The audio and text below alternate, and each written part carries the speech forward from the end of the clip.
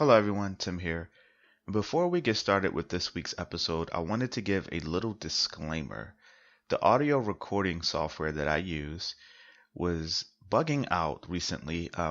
There were certain clips of my audio for my original recording that just didn't save for some reason. And it was really odd because the parts both before and after certain segments were just fine, but there were certain segments that were missing, specifically around a 20-minute mark. You're going to hear a weird audio cue, and I basically had to re-record a part of audio that just didn't save. It was really weird. But the most important and the most distinct thing about this recording is you'll hear some clicking every now and again throughout the episode. And a part of me wanted, I thought very, very long and hard on what I wanted to do. If I wanted to re record the whole episode, if I wanted to try my best to edit it out, and how to move forward there. And after some long thinking and a very late night last night, I decided to leave the recording as is. And I did that for a few reasons. The biggest reason is it would delay the episode coming out even further. And with us already missing a couple of weeks, and with us not knowing what the future holds as far as consistency goes with the episodes, I didn't want to create another opportunity for you guys to miss out on an episode, or for there be a huge delay in you receiving the episode. So there's that. So I definitely wanted to throw that out there for you all. Again, I'm super sorry about the clicking. I'm super sorry about the if it's annoying. I'm not quite sure what it is. My theory is I talk with my hands, so it's possible that I'm hitting the wire to the microphone and it's hitting up against the laptop. I'm not entirely too sure there. So, but I did want to give you all a disclaimer. And again, I do apologize for that. But I thought it was more important for you guys to get the episode on time than to delay the episode even further. So without further ado, please enjoy this episode, week 10, 10 episodes in the books. Thanks, guys.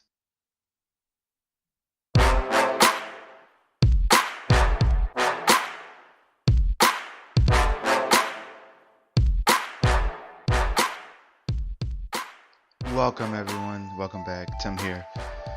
Episode 10. Double digits, guys. Double digits. 1-0, the big 1-0. And this is huge. Huge milestone for me personally. And I'd like to thank all of you for being a part of it. So without getting too sappy and too emotional, let's dive right into it. A lot to catch up on. Especially regarding last week. You guys went in on that topic. First and foremost, thank you so much for the feedback. I got the most emails I've ever gotten. I had a few mentions on Twitter, and you guys sounded off in person, so I really appreciate it.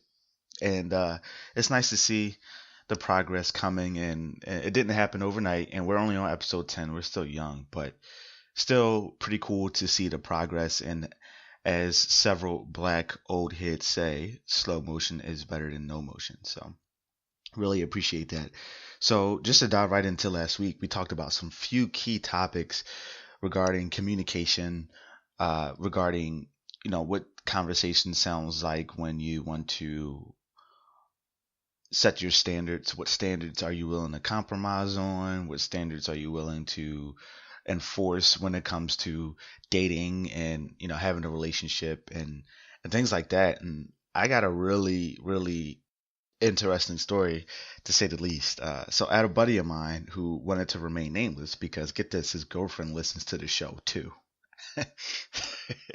So he wanted to remain nameless, and he said the reason he wanted to remain nameless is because he values his life. So there you go. That's how's the saying go? Happy wife, happy life. So his theory on, so he touched on a few subjects we talked about regarding standards, and the conversation came up, and the question came up of, do men have lower standards than women? Do women have higher standards than men, or are they just different? Do women require more in order to even start dating? Or is it just men who say, hey, we don't care about much. We just want to date. We just want sex. We just want whatever. We also talked about things like, hey, it's easier for men to have sex with women without really dealing with too much of the consequences. It's easy or for men to kind of play that role than it is for women, because women can kind of like come off as, sleazy or easy or of a bit of a hoe if they are kind of forward with their sex life and pretty promiscuous. So a lot of things going on there, and we can continue to debate the debate. Again, it's I'll Talk if you'll listen at hotmail.com. You can go on Twitter at ITIYL underscore ITIYL or in person. And once we get the YouTube page up and running, you can, of course, stop by the YouTube page, select the episode in question, and leave a comment, and I can reply immediately to that. So the very interesting point that my buddy said was women are more emotionally invested. And to some people, that's really obvious. Some people might disagree with that. But I think you'd be hard pressed to find somebody who would disagree with that. Women, generally speaking, are more emotionally invested in the whole process, whether it be the dating process, whether it be you're in a relationship, whether it be marriage, regardless of the type of relationship it is, women tend to be a bit more invested, to say the least. And if you realize something, here, let's turn this phone on silent so we don't get disturbed here. Part of what I found interesting of what he said was, if you notice, usually when a relationship ends in the wrong way, it's the woman who's bitter. And she carries that with her longer than the male does. If a woman scorns a man, you can kind of see it in the man's behavior, especially if it happens to the man early on in life. I know that definitely happened to me, and a lot of my closest friends could tell you I had a very particular view on women and dating in general, just due to some of my past relationships and how they turned out. And in some cases, it wasn't even relationships, just some of the women that I was involved with, and it definitely had a negative impact on how I view dating. So I did carry that with me, but I executed it in a different way. I didn't necessarily hold the women accountable for someone else's previous mistakes. It kind of just made me a little bit more aware on what certain things meant and how to go about certain things. Although in a negative way, and I had to move past that. It wasn't as direct of an impact. Women, on the other hand, you'll see it like all in their behavior, their actions. It's just, at least what the perception is that they're a little bit more bitter. So he's saying, women, when they get, if a relationship ends in a tough way, they're a little bit more bitter. They'll post on Facebook, they'll go on social media, you'll see them all about self-empowerment, the whole, and these are his words, the whole quote unquote, I don't need a man phase, the whole, strong independent woman phase. And you'll see that, and you'll start to see a change in their behavior. You'll see more selfies in some cases where, they're taking more pictures of themselves. You'll see a lot of different things that women go out to prove their self-worth, not only to other people, but to themselves. They want to prove that they're worthy. They want to prove that they're worth it, and that's okay. It's whatever you need to get through that process. Everyone has like a different process, but again, going back to what he said, if you ever notice that when women end a relationship and it's not on the best terms, usually if the man did something, unfortunate, then, the woman gets really, really, really bitter. And I just would like you guys' feedback on that. And you said, do you all find that to be true? And women kind of, I would love you all to step up to the plate here and let me know, where do these perceptions come from? I know a lot of the women that I speak with on a daily basis about the show, they'll be the first to say, that's not true. That's not true. When we get up here, say, hey, that's not true. That's not true. Well, I'll never necessarily make the argument that it's true per se. But what I will say is the perception definitely is definitely out there. The perception has to come from somewhere, that women can be more petty, that women can be more bitter, women can be more spiteful when it comes to dealing with men versus when men deal with women. So sound off in the comments, please, guys. You can create a free profile on Spreaker, leave a comment on the episode. You can also reach out to me on the outlets that I mentioned earlier, on the email address or Twitter, of course in person. But sound off, let me know. Is that true? Where do these perceptions come from? Why do they exist? And I would love to get some feedback. Speaking of perception, this week's topic was very, very interesting. I had an experience over the past weekend that I wanted to share with you all, and I thought it was very interesting, and I wanted to share it with you all and just get take because it got me thinking about certain dynamics. So this past weekend, two of my buddies, Joe and Charles, we went to a local comic book shop. Shout out to Brave New Worlds in Willow Grove, PA. Super chill, relaxed place, very nice, a very welcoming environment, cool guys there, and we went to go nerd out. We went to go play Game of Thrones Risk. So Risk is a strategy tabletop game where the point of the game is to either win, obviously win, but either meet your objectives by getting enough points, or you can just take over the whole board. It's kind of like a conquer game where you got your armies and you're going notes. So super, super nerdy stuff that most people aren't into in my circle, but a few people are. And I noticed something really, really interesting. So I like to consider myself, my friends are pretty diverse. I have Asian friends, I have white friends, I have black friends, I have Hispanic friends, and they all come in different circles. Whether they are frat brothers, whether they are a part of any organizations that I may be a part of, whether they are coworkers, whether they are actual friends, personal friends. I've been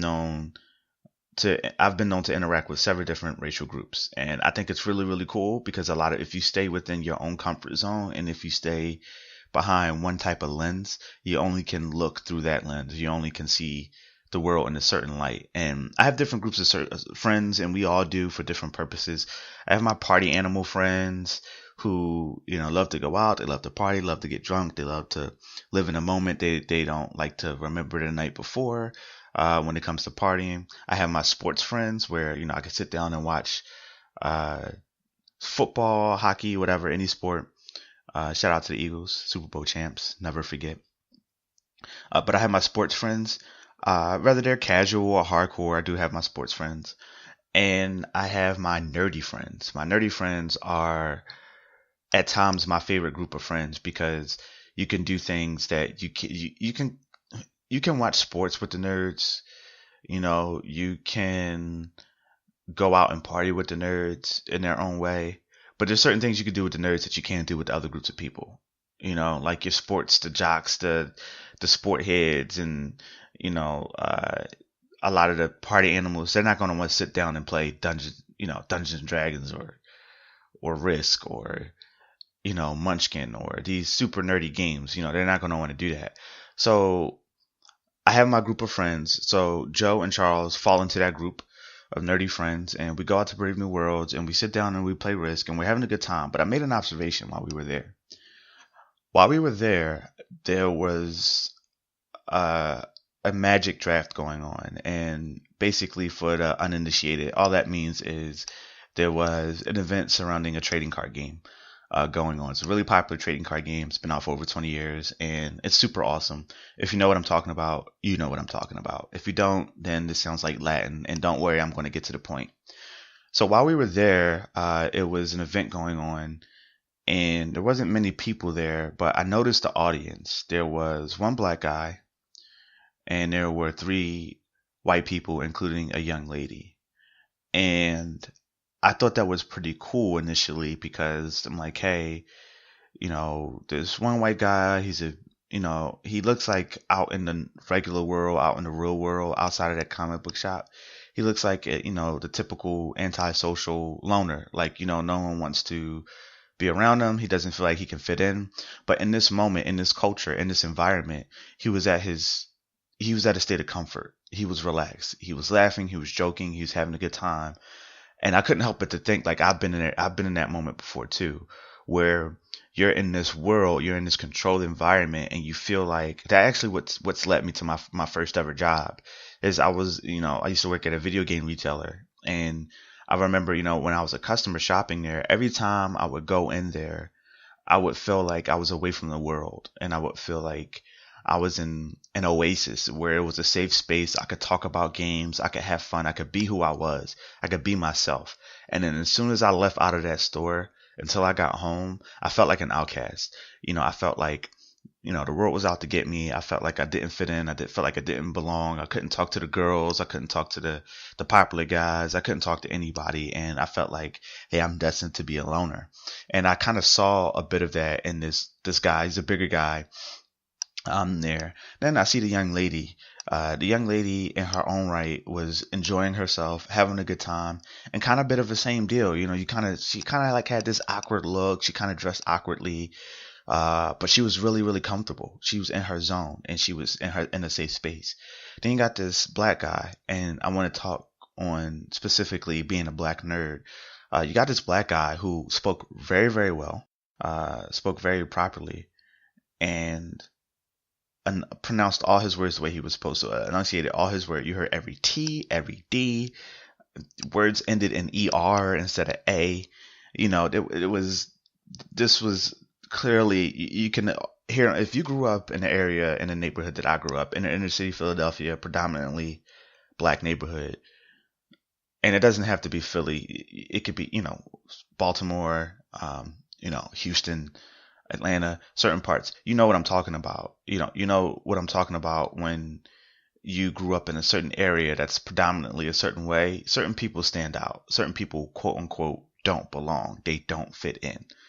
And I noticed that within the nerd culture, there's a lot of that. You do get some jerks, so you do have super nerds, and you never realize how much of a nerd you aren't until you go into an environment where there's nothing but nerds. It's a safe space for nerds.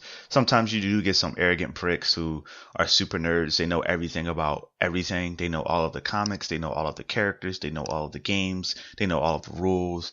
And they're kind of like looking down on you because you don't know as much as they do. So you do have that problem within the nerd community. But generally speaking, there are certain things that make people stand out. And generally speaking, there are things that make people that feel like they don't belong in the real world. We're talking race. We're talking social status.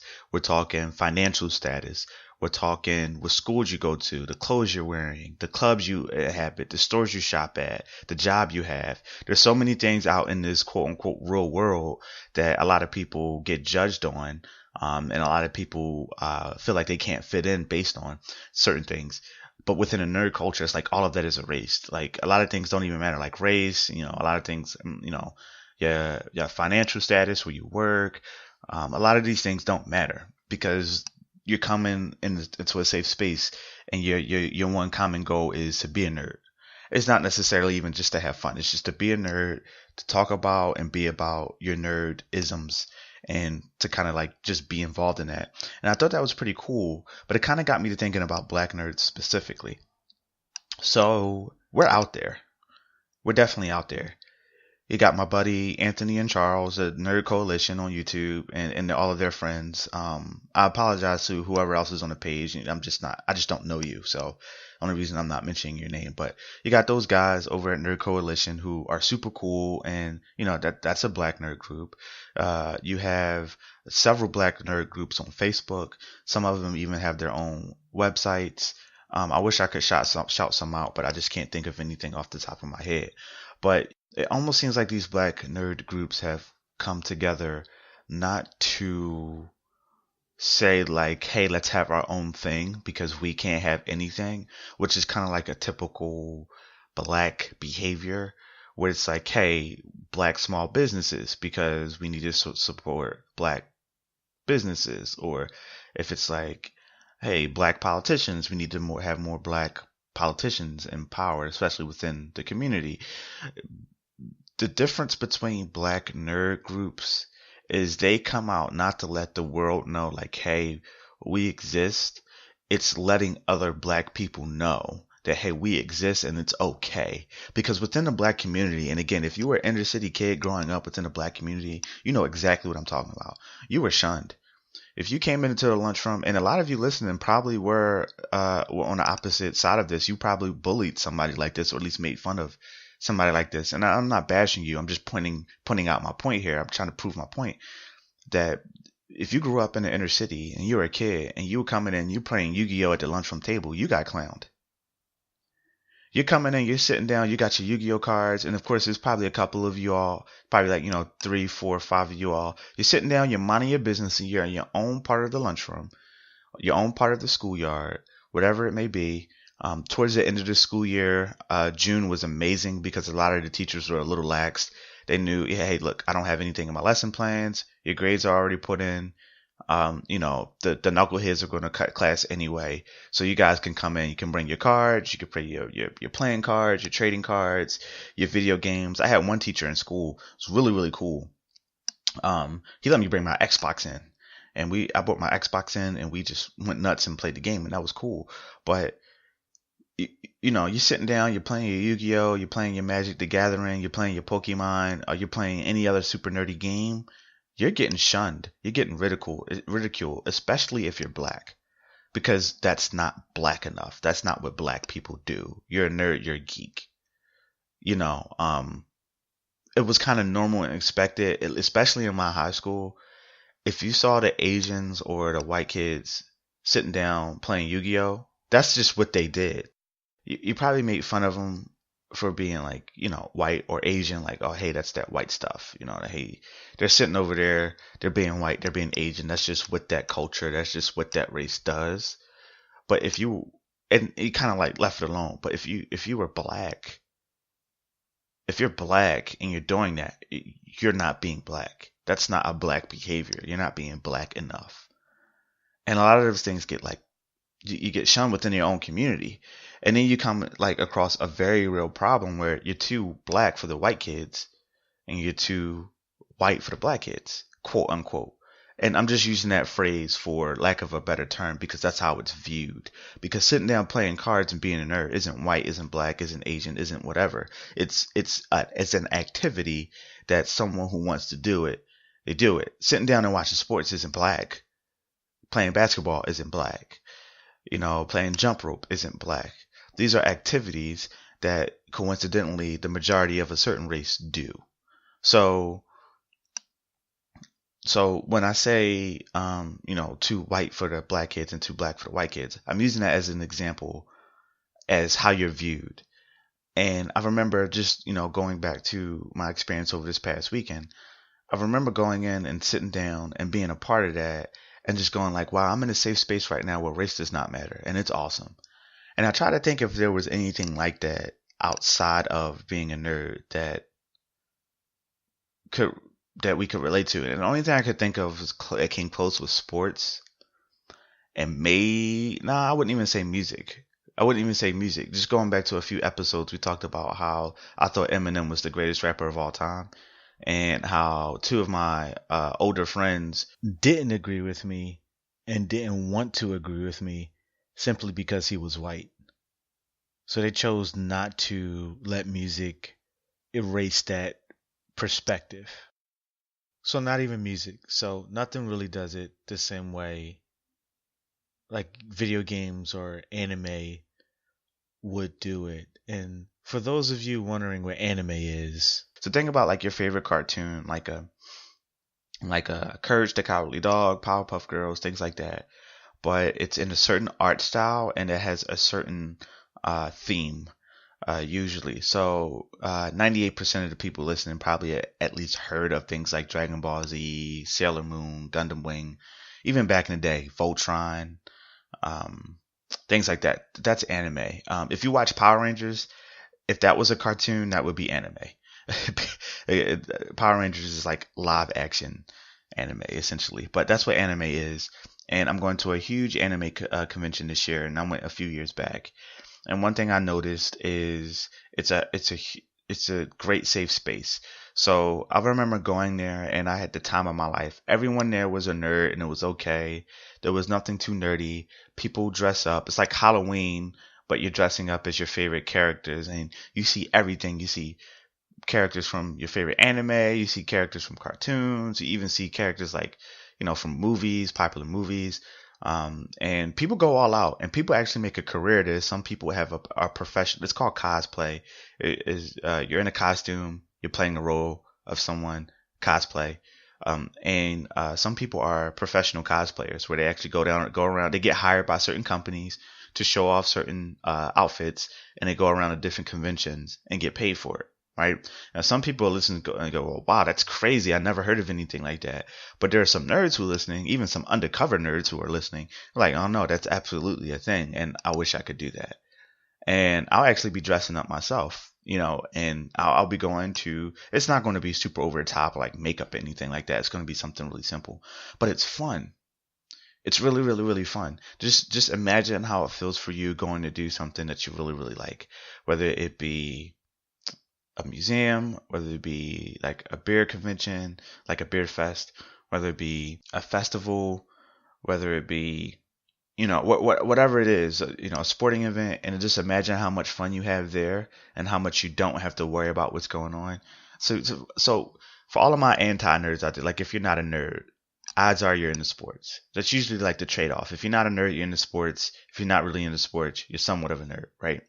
So to everyone out there who watches sports, if you're into sports and you go to a sporting event, whether it be a bar, whether it be an actual venue, like, you're going to the arena, you're going to the stadium, you're going to the field, and almost everybody there is a fan of the team that you're rooting for. You feel like one huge mob, one huge gang, and you're all rooting for the same stuff. You're all rooting for the same team. You all have one goal in mind, and you feel like a part of a bigger collective. You feel like a part of a living, breathing, organic thing. That's how it feels to us nerds when we're in these safe spaces, when we're in comic book shops, when we're in video game stores, when we're at anime and video game conventions. It's super cool and it's super fun. And I think it's crazy to me. Well, actually, it shouldn't be too crazy to me personally because I lived it, but I still find it a bit odd that within the black community specifically, it's something that's not accepted. And I would really like someone to reach out to me and just kind of break that down to me a little bit, because I would love to get your take on like why are nerds kind of like shunned? Why are they considered like outcasts? Oh, if you watch wrestling, oh, you're a grown man, you're a grown woman. What are you watching wrestling for? That's reserved for kids. Oh, you have a shelf full of video games. You're playing games all day. What are you playing games for? That's something reserved for kids. Oh, you're playing Yu-Gi-Oh and Pokemon, and you're playing with these trading cards still. What are you doing? That's something reserved for kids. And I want to know where that comes from. Like, where does that theme come from? Like, I missed the class. I missed the memo that came out that said that stuff was just for kids. Now, it's obvious why that is accepted for kids, because kids don't have things like jobs. They're not going to school to further their career. They don't have any other social or financial responsibilities. So, obviously they can sit back and play the game, or, read comic books or watch wrestling. It's accepted to them. It's like, oh, okay, you're a kid. It's okay. But if an adult does it, and I'm talking a responsible adult. So I have the buddies that I hung out with over this weekend, for example. One's engaged. The other one has his own place. They're successful. They have a job. One's a teacher. One's in the financial field. I don't want to give too much away about their lives, but they're doing really well. They're responsible adults. Their bills are paid on time. They go on vacations. They travel all over the world, all over the country. They're responsible adults. But you don't. It's like the fact that they're being a nerd trumps all of the other things. So I remember talking to a really close friend of mine on how she had some trouble dating and how she can't really find a guy for her. So the first thing I told her was like, hey, broaden your horizons. You gotta go to, we talked about this on the previous episode. You gotta go to different places. You wake up, you go to work, you go to the same clubs. You're not really going to find the guy you're looking for in these environments. Go out, take a walk. When it's spring, summer, fall, go out, take a walk, go to a festival, go do something different that you wouldn't have done before. You might find a guy that's worthwhile. But I remember her also sharing her story with me about how this guy, she didn't give him the time of day because she said he was a big baby. And I said, oh, well, what's a big baby? What was his deal? She's like, I was like, what, does he still live at home with his mom? Is he a mama's boy? She's like, no, he had his own place. He just watched wrestling all the time. He got all these things in his house surrounding like video games, and he goes out every weekend to like these different comic book shops and loads up on comics and goes home. I said, oh, okay, does he have a job? She's like, yeah. I said, okay, he has his own place. She said, yeah. I'm like, then what's the problem? The problem is she views those actions as immature for some reason. For some reason. And I, I would love to know. I would love to hear you guys' feedback, especially the women out there. Like, if you came across a guy, he has his own place, he has his own car, he has his head on his shoulders. He's either in school, he's working, he's responsible, he can cook, whatever the thing is. If he was into the nerd culture, he's going to anime conventions. He's dressing up at these anime conventions. He's watching wrestling all day. Would you be into that? Would you let him have his joy? Would you let him do that? Or would you say, no, I got to find another guy? Do you view that as immature?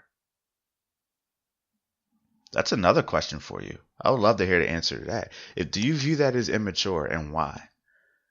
If you were going on a first date with a young man and you ask him, hey, what do you like to do for fun? What do you like to do for fun? Or, hey, how was your weekend? What'd you do this weekend? And he said, oh, I went to a Yu-Gi-Oh tournament in New York, and I didn't do really well. I got kicked out of the tournament pretty early, but I went up to New York and did that, and I had a ton of fun. Would that be a red flag for you?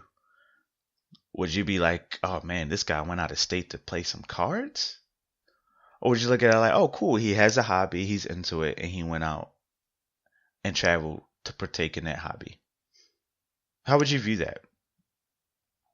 I would love to hear that. I would love to hear that. Now, I think it's really, really hard, especially for guys, in the sense of like revealing that, because you don't want to come off as like, oh man, I'm a bit of a nerd, so I got to put this on the back burner.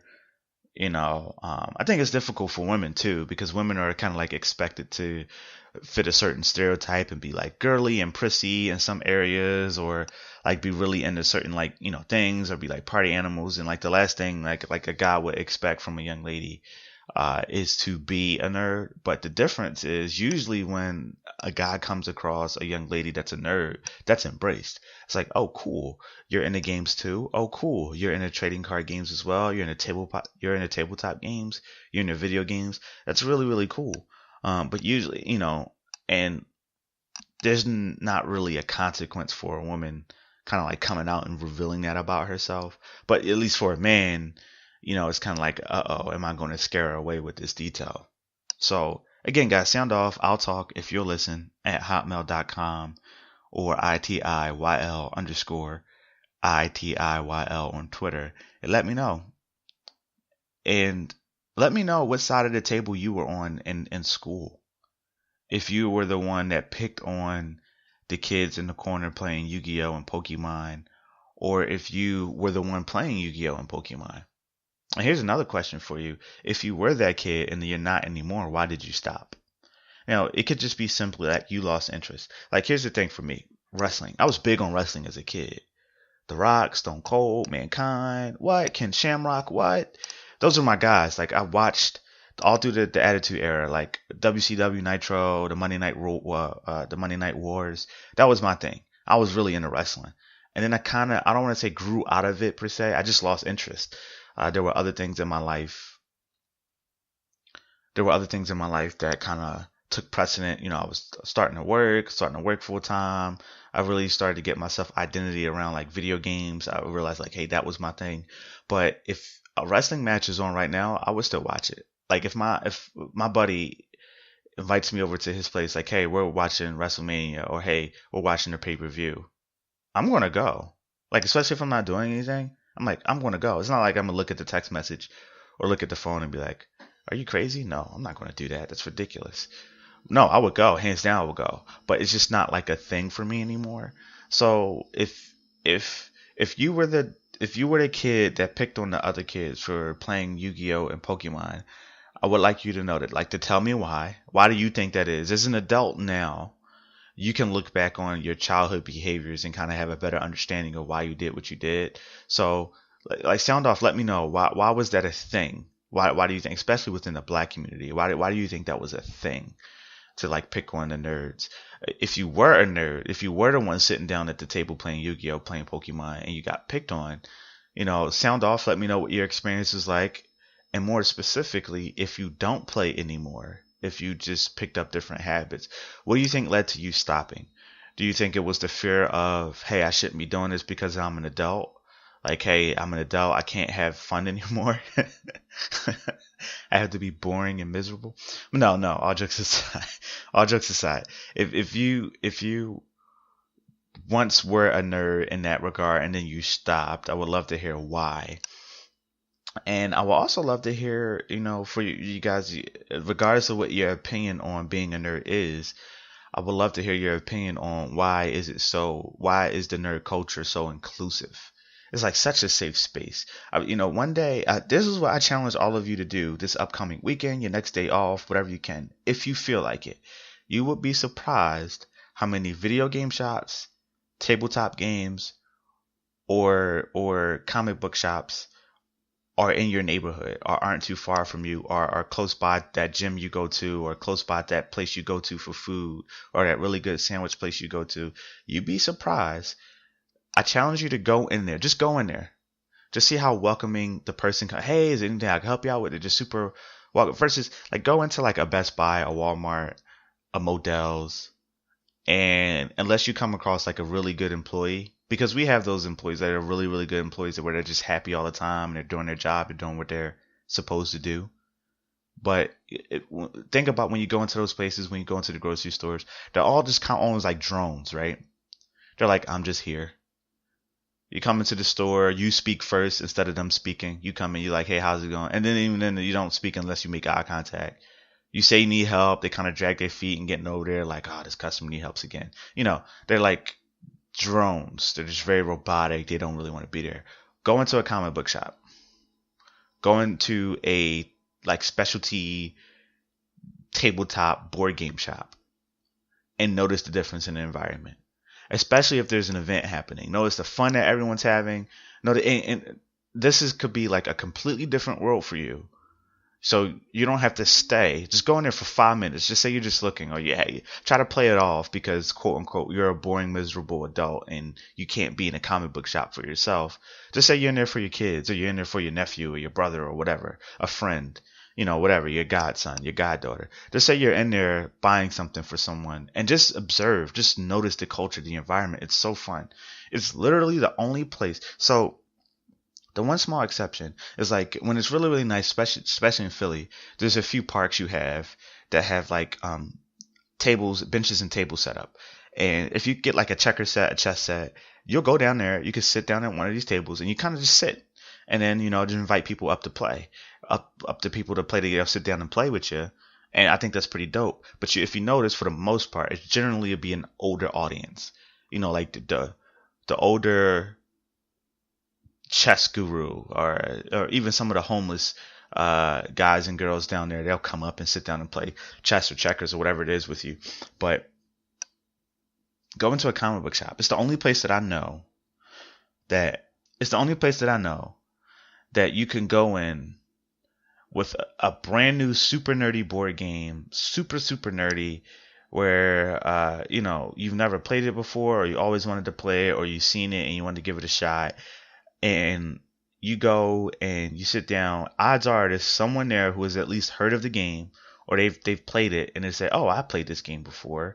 And even if there's people there who haven't heard of it, they'll be willing to play with you. You can have people just browsing, just walking around, even some of the employees there. You sit down, you set up, you sit there, people will walk up and play with you. It's the only place that I know that's like that. Try doing that in Center City, Philly.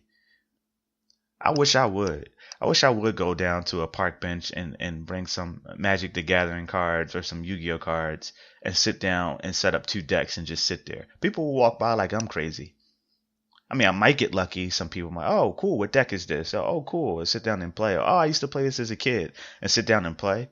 But odds are, people look at me like I'm crazy. Like, what is this idiot doing? See, I would look normal if I had checkers or chess out. Heck, I might even look normal if I had like Connect Four, or like Trouble or Sorry or something like that out there. But if I had like a nerd game, no. Some people are afraid to be nerds too, which is crazy. Like, how many closet nerds do you know? Where, there's, I used to be that way. I used to be that way. I used to be afraid to say that I'm really into something because I didn't want to be picked on. Like I said, within the black community, that was like taboo. That was taboo within the black community. You couldn't really, I mean, it was a safe space inside your house because, you did have that one friend or two friends or group of friends who played the nerdy games you played. So you were in a safe space when you guys would like sleep over, you would go over the person's house, on a Friday night, Saturday night after school, whatever, and you go. But if you try to do it in a public space, you were shunned. If you let all your other friends know, like, hey, this is what I like to do, you were shunned. Even now as an adult, you're shunned. So it's just like, imagine being a black adult man. Now you're catching it from all angles. You're catching it from all of the black women in your community because you're not black enough. You're catching it from all of the women, period, because you're a grown man, you're an adult, you shouldn't be doing stuff like that. And you're catching it from the other communities as well because it's like, oh, I didn't think that's what black people did. Like if you're a nerd, you knew better. There's no race when it comes to like nerd culture when you're like inside of a comic book convention or you're at a video game convention, you're at an anime convention. There's no race. The closest thing you'll get to race is you'll call somebody brave for being one race and dressing up as an anime character or a comic book character of another race. Like for example, if you see a white storm walking around, or if you see a black cyclops walking around, or you see a black Wolverine walking around, things like that. You see a white bishop walking around, things like that. And it's like, oh, wow, that's brave. Okay, I wouldn't have gone that route. But that's the closest you get to race when it comes to these places. I encourage you guys to go. Hit up Groupon. Hit up Groupon. I'm telling you, hit up Groupon. You'd be surprised what's on there. Get out, go and do something new, and see how inclusive the culture is. See how awesome it is. It really does bring people together. It's pretty cool. And gaming in general brings people together too. I mean, I know a lot of us have a lot of friends or know people that play games online. I, for one, am one of them. I play a game called Overwatch. You guys may have mentioned me speak about it before, but I'm huge on Overwatch. This has been like literally the only game I've been playing for like 2 years. I really love this game. It's super fun, and I can't get enough of it. And when I say I play with older people, younger people, black, white, Asian, Hispanic, I play with all types of people online, and gaming definitely brings people together. If a lot of these politicians sit down and play a game of Madden,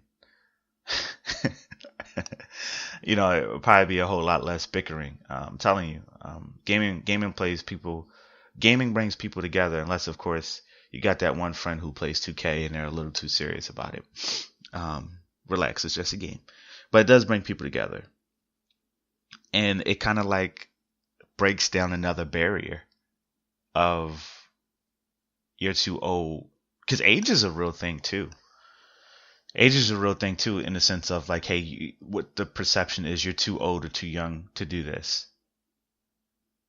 And gaming is another thing that's not really accepted by anyone outside of that community. So like I know somebody who that I work with who is big on games. She plays Madden. I think she plays 2K as well. I gotta ask her, but she plays Madden. She's really into sports, and she gets down, and she really enjoys it. She doesn't view it as immature, and she's a grown woman. She's older, and she sits down and she plays the games, and she sees nothing wrong with it. But that's because she's a gamer. If someone else who was her age wasn't a gamer, they would sit there and look at it like, that's immature. And again, I just go back to my question when it comes to the same thing I did about, being a nerd. Like, where does that come from? Who created that rule? Oh, it's immature for you to sit down and play games. Where does that come from? Why is that? I mean, if it's so funny because it's such a unique avenue. Because if you sit down and say, ask somebody, oh, what do you do? What did you do today? Oh, I watched movies all day. Oh, okay. Wouldn't bat an eye. Oh, what did you do? Oh, I read books all day. I read books all day today. Oh, it's okay. You wouldn't bat an eye. What'd you do? Oh, I worked out today. I went to the gym. I went for a jog. Then I went for a walk. I rode my bike. And then I came back and, watched TV. Oh, you wouldn't bat an eye. Someone asks you, oh, what'd you do? Oh, I just stayed in. I played the game all day. It's like, oh, really? You did? That's all you did all day? You just played the game? It gets viewed as this like unproductive, lazy thing. And there's some people who can be slobs about it. Like they never go outside. They never become social outside of the gaming. And they just sit down and they stay in the house all day and they play games. Some people barely wash. Some of these people at these anime conventions do stink. Body odor is a thing. Trust me. Speaking from experience, unfortunately. So yeah, those people I get. Those people you're like, hey, look, man, get up off your ass, get up and do something. But for the responsible, productive adults out there who go and work and they go to a bar and maybe have a drink or they go to a sporting event or they go for a jog, they go to the gym, they go to a flea market, whatever it is, and they want to come home and play the game and just sit back and relax. There's nothing wrong with that. It's just like going for a car drive or going for a walk through the park. It's a release of stress. It's an avenue to become comfortable in the moment, to sit back, relax, let go of life. It's our cigarette. It's our drug. It's our nicotine. We sit down and play, we get our fix, and then we're done. Just like with anything, as long as it doesn't. But some people are addicted to working out. Some people are addicted to going to the gym all the time. Some people are addicted to that. Some people are addicted to eating. Addiction, period, is bad. But if you, as with everything, in moderation, it's okay. Unless it's like something harmful to your body, like drugs or something. But everything in moderation, it's okay. It's not like a huge deal if we sit down and maybe spend a Sunday gaming. It's not a big deal. And then just going back to what I said earlier regarding like being too black or too white, and how it's not present in the nerd culture. So you have ignorance, you have prejudice, and you have racism. They are all similar in some areas, but they are different. And the one thing you may come across in nerd culture is ignorance, where someone of one race will ask a question expecting you to have something without taking your race into account, which on one hand, like I mentioned earlier, is cool because race isn't really a thing within the nerd culture, but at the same time can be ignorant because like I remember going to Otakon a few years back and I bumped into somebody in the line that I was waiting with and they asked me how many Otakons have I been to or how many conventions do I have in my local city or in my neighborhood. And this was like, a white kid. And when I say kid, I mean it. This was like a white kid. It had to be like 14 years old. So his world is like, he has the ability to kind of like go and to these things at will. He's not working. He can just rely on his mom and his dad to take him to these places. That's his reality, his world. I didn't even know video game and anime and comic book conventions existed until I was an adult. So you do have things like, ignorance there where like they kind of assume like, hey, your childhood was as good as mine. Or hey, you're currently in a situation where you can do what I do and go to these conventions and dress up and partake in these events and things like that without realizing like, hey, no, I couldn't because I grew up in a household where that wasn't really a thing. I grew up in a culture where like, with the exception of my uncle who kind of like got me into being a nerd, I had no adult, I had no black male in my life that said, "Oh, you know, it would be cool if I took Tim to a comic book convention." Like that wasn't a thing. I was taken to DZ, to Discovery Zone, which you know about that. But I was taken there. I was taken to Chuck E. Cheese. I was taken to Six Flags, Thorny Park, Clementon Park, Wildwood. So I was taken places. But those are the things. I was taken to the movies. You know, those are the things that like the black culture thinks like, oh hey, I'm going to take you here because this would be fun. Even my uncle who got me into the nerd culture, who was a nerd himself, who got me into wrestling, didn't think to take me to a wrestling event, didn't think to take me to a comic book event, didn't think to take me to a video game event. And he knew about him because he went, but didn't think to take me because it's just not like a thing. Like I'm going to take this. So hey, look, everybody out there, specifically, and I'm going to rarely do this. I try not to separate my audience too much, but I will say this, guys, specifically to the black audience. I want to speak to you guys specifically. If you're black and you have a young man, a young woman in your life, whether it be your godson, your goddaughter, your niece, your nephew, your cousin, your son, your daughter, do them a favor and take them to a comic book convention, take them to a video game convention. Heck, take them to an art museum. Get them outside of the quote unquote social black norms. You know, to get them out of that and help them figure out who they are. I mean, we never really know who we are in life. We're constantly learning. We're constantly figuring out, oh, hey, I like this. I don't like this. I used to like this. I used to not like that.